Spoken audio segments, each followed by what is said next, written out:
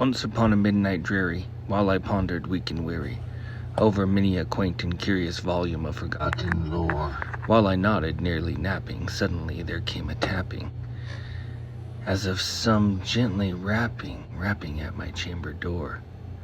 "'Tis some visitor," I muttered, tapping at my chamber door, "only this, and nothing more. Ah, distinctly I remember, it was in the bleak December. In each separate dying ember wrought its ghost upon the floor.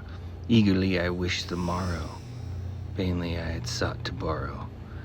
Vainly I had sought to borrow from my books surcease of sorrow for the lost Lenore, for the rare and radiant maiden whom the angels name Lenore, nameless here, forevermore.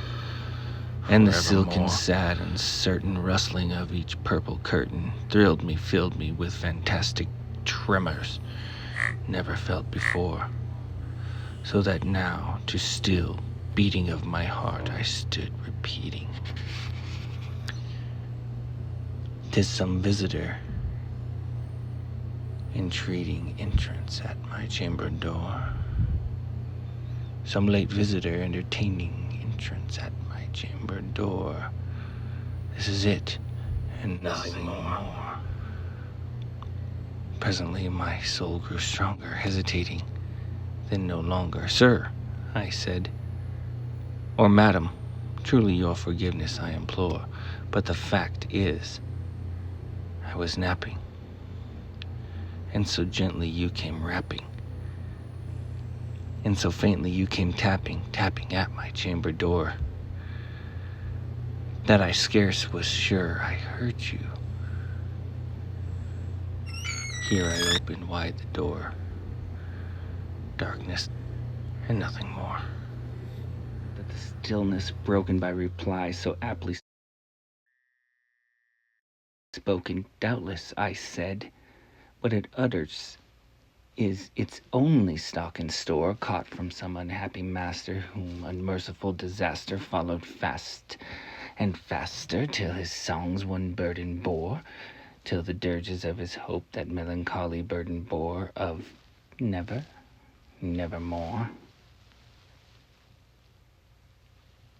But the raven still beguiling all my fancy into smiling, straight I wheeled a cushioned seat in front of bird and bust and door, then upon the velvet sinking betook myself to linking fancy unto fancy, thinking, what this ominous bird of yore, what this grim, ungainly, ghastly, gaunt, and ominous bird of yore meant in croaking, "Nevermore." This I sat engaged in guessing, but no syllable expressing, to the fowl whose fiery eyes now burned into my bosom's core.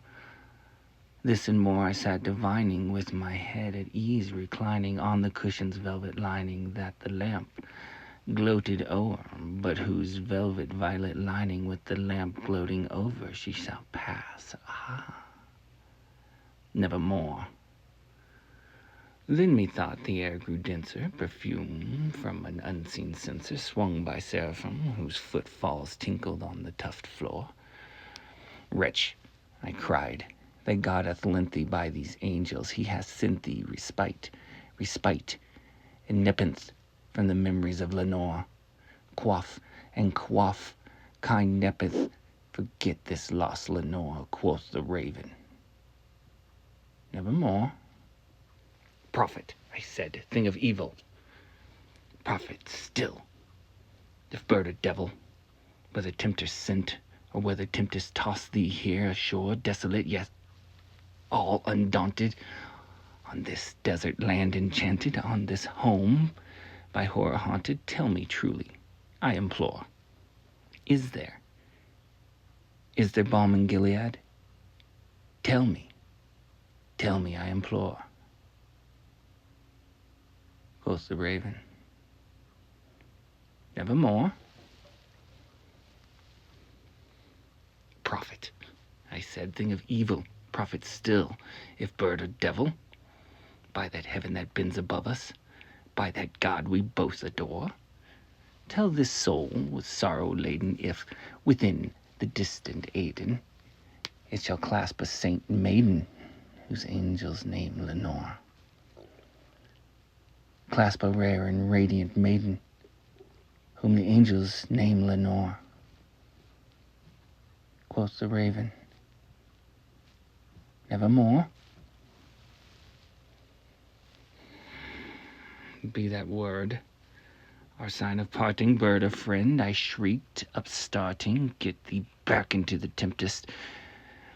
In the night's Plutonian shore, leave no black plume as a token of that lie thy soul hath spoken. Leave my loneliness unbroken. Quit the bust above my door. Take thy beak out my heart, and take thy form from my door. Quoth the raven, nevermore. And the raven, never flitting, still is sitting on the pallid bust of Pallas, just above my chamber door. And his eyes have all the seeming of a demon that is dreaming, and the lamplight over him steaming throws his shadow on the floor, and my soul from out that shadow that lies floating on the floor shall be lifted nevermore.